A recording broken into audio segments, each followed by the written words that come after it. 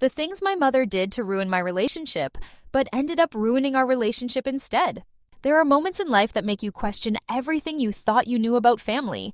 Moments where the people you trust most, those who are supposed to have your back, are the ones who end up hurting you the most.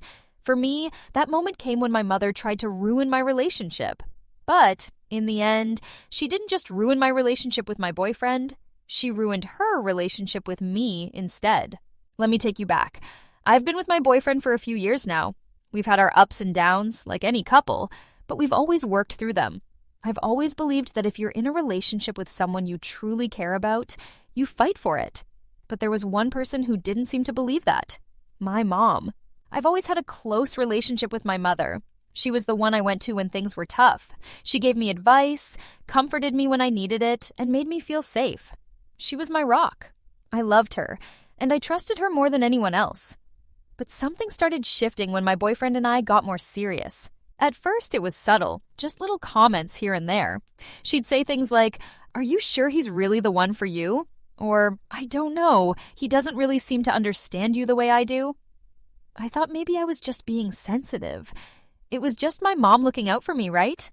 I brushed it off. But soon, those little comments started to escalate. It started with things like criticizing my boyfriend's career, his hobbies, and even the way he dressed. My mom would make these comments like, "Don't you think he should dress more appropriately?" Or, "Maybe he should find a better job, something more stable for the future." And then came the more personal stuff. "He's not good enough for you. You could do better." And it hurt. It hurt in ways that I didn't know how to explain. I remember one day telling my mom about a trip my boyfriend and I had planned for our anniversary, something I was really looking forward to. The second I mentioned it, my mom said, "Why are you spending so much time with him? Don't you think he's just taking advantage of you?" And that's when it hit me. This wasn't just about concern. This wasn't just her being protective. This was manipulation. My mom was trying to get inside my head and make me doubt my own decisions. But I didn't want to admit it. I thought maybe she'd come around. But when I told my boyfriend about the conversation, I could see the hurt in his eyes. I didn't know how to explain to him that it wasn't me saying those things. It was my mom. And I knew it was starting to strain things between us. But I kept trying to manage both sides, trying to make everyone happy. I thought if I just ignored it, it would go away. But then Thanksgiving happened. We had my boyfriend over for dinner, and that's when everything exploded. My mom, without any warning, started making these remarks about my boyfriend in front of the entire family. She said things like, "He doesn't really fit in with us. He doesn't respect our traditions. He doesn't care about what's important to this family." And all of this was said in front of everyone. My dad, my aunt, cousins. My boyfriend just sat there, trying to keep it together, but I could see the pain on his face. I was speechless. I couldn't believe my mom was saying these things. I tried to defend my boyfriend, but my mom wasn't having it. She kept pushing, making me feel like I had to choose between the man I loved and the woman who had raised me. And it was in that moment, at that table, in front of everyone, that I realized what my mom was doing. She wasn't concerned for me. She was trying to control me. She was trying to tear my relationship apart, to make me feel guilty for loving someone who wasn't her version of perfect.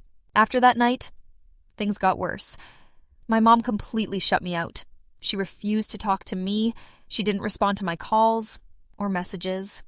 Every attempt I made to reach out was met with silence. It was like she had decided I was the problem and I was the one who had betrayed her. And I felt guilty.